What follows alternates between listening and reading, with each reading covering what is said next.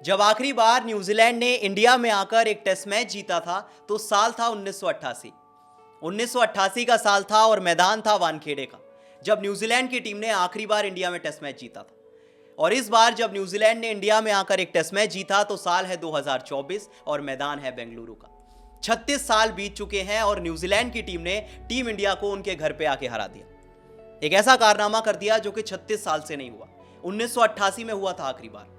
1988 के बाद से पहली बार हुआ जब न्यूजीलैंड की टीम इंडिया खेलने आई और एक टेस्ट मैच में इंडिया को हरा दिया। और ये सच में बहुत बड़ी जीत है, क्योंकि न्यूजीलैंड ने इंडिया को इंडिया में आकर बहुत बार नहीं हराया है, सिर्फ 3 बार हुआ है। 1969 में हुआ, 1988 में हुआ और अब 2024 में हुआ। सिर्फ 3 बार हुआ है जब न्यूजीलैंड ने इंडिया में आकर एक टेस्ट मैच जीता है।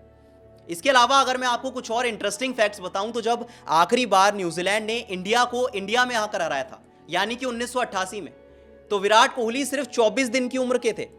सिर्फ 24 दिन। रोहित शर्मा की बात करें तो सिर्फ 1 साल के थे। रविचंद्रन अश्विन सिर्फ 2 साल के थे। और बाकी के सारे इंडियन प्लेयर्स का तो जन्म ही नहीं हुआ था। सोचिए कितनी पुरानी बात है।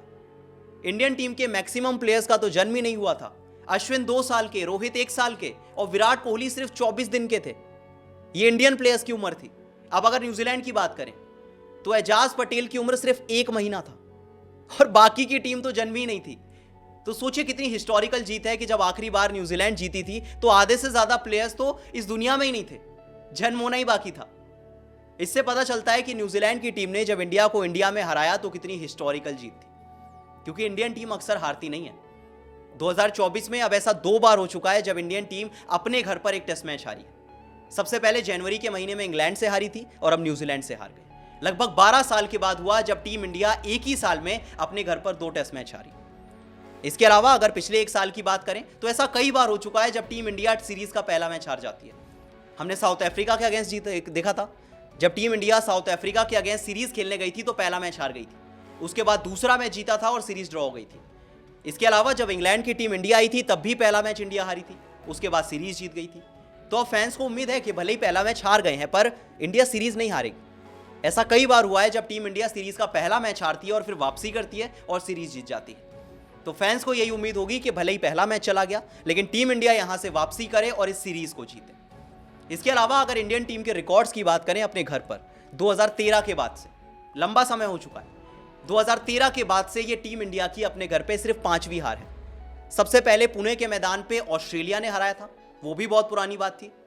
उसके बाद चिपॉक के मैदान पे इंग्लैंड ने हराया, इंदौर में ऑस्ट्रेलिया ने हराया, हैदराबाद में इंग्लैंड ने हराया और अब बेंगलुरु में न्यूजीलैंड ने हरा दिया। पिछले 11 साल में ऐसा सिर्फ 5वीं बार हुआ है जब टीम इंडिया अपने घर पे एक टेस्ट मैच हारी है। इसके बाद अगर बेंगलुरु टेस्ट के 5वें दिन की एक समरी की बात करें, क्योंकि एक ऐसा काम था जो सबको उम्मीद थी यही रिजल्ट आएगा। क्योंकि आप कितनी भी अच्छी टीम हो लेकिन आखिरी दिन सिर्फ 100 रन डिफेंड करना आसान नहीं होता। और जबकि पिच अच्छी थी, ऐसा नहीं था बॉल बहुत ज्यादा स्पिन हो रही है या बहुत लेटरल मूवमेंट है, अच्छी खासी पिच थी, 100 रन बनाना मुश्किल नहीं था और न्यूजीलैंड ने बनाकर दिखाया। खैर 5वें दिन की बात करें तो जब मैच की शुरुआत हुई तो जसप्रीत बुमराह ने अपनी दूसरी ही बॉल पे टॉम लेथम को आउट कर दिया। दूसरी बॉल पे एक डक पे आउट किया।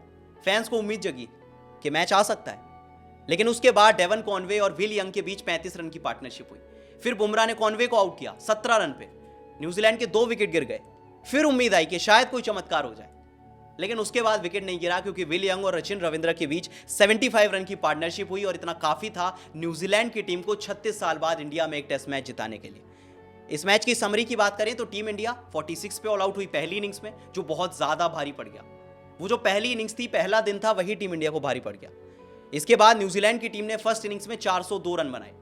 इंडिया ने जरूर सेकंड इनिंग्स में 462 बनाए, लेकिन न्यूजीलैंड की टीम ने 110 रन बनाए और 8 विकेट से बेंगलुरु टेस्ट को जीत लिया। और इसी के साथ न्यूजीलैंड की टीम ने 36 साल बाद ऐसा हुआ जब टीम इंडिया को उन्हीं के घर में आकर हराया। इसके अलावा अगर न्यूजीलैंड टीम के कुछ स्टार्स की बात करें तो पिछली बार जब न्यूजीलैंड वानखेड़े के मैदान पर जीती थी तो जो स्टार परफॉर्मर थे वो रिचर्ड हेडली थे। और इस बार जब न्यूजीलैंड की टीम ने इंडिया को बेंगलुरु में हराया तो इस बार स्टार परफॉर्मर रचिन रविंद्र थे। एक ग्रेट्स था और दूसरा ग्रेट बनने की राह पर है, क्योंकि रचिन रविंद्र ने सिर्फ 24 साल की उम्र में यह साबित कर दिया है कि वो अब लंबा खेलने वाले हैं। वो न्यूजीलैंड के फ्यूचर सुपरस्टार बनने वाले। पहली इनिंग्स में 157 बॉल पे 134 रन बनाए, दूसरी इनिंग्स में 46 बॉल पे 39 बनाए।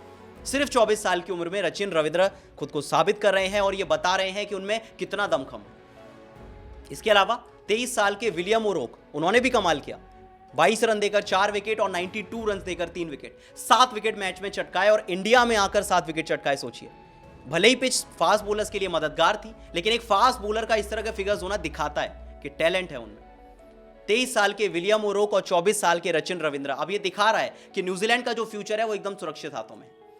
इसके अलावा अगर WTC पॉइंट्स टेबल की बात करें तो इंडिया को ज्यादा नुकसान नहीं हुआ, अभी भी टीम इंडिया टॉप पर है और न्यूजीलैंड की टीम को एक बड़ा फायदा हुआ है क्योंकि वो पॉइंट्स टेबल में अब चौथे नंबर पर पहुंच गए हैं। लेकिन अभी भी वो जो कोलैप्स थे वो टीम इंडिया को याद आएंगे। पहली इनिंग्स में आप 46 पे ऑल आउट हो गए, दूसरी इनिंग्स में आप अच्छा खेल रहे थे, 400 रन पे 3 विकेट गिरे थे, लग रहा था शायद 500 बन जाएंगे, 550 बन जाएंगे, 600 बन सकते हैं, आधी बैटिंग लाइनअप बची हुई थी। लेकिन फिर जब सेकंड न्यू बॉल आई तो टीम इंडिया के 62 रन पे 7 विकेट गिर गए और टीम इंडिया जिसके 400 रन पे 3 विकेट थे वो देखते ही देखते 462 पे ऑल आउट हो गई। और यही दो कोलैप्स थे जिसकी वजह से टीम इंडिया बेंगलुरु टेस्ट हार गई।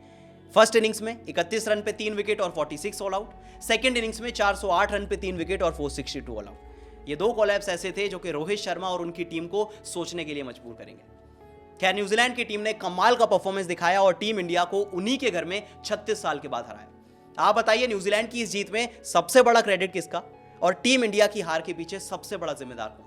आपको क्या लगता है मुझे कमेंट सेक्शन में जरूर बताएं और वीडियो पसंद आई तो वीडियो को लाइक और शेयर जरूर कर लें।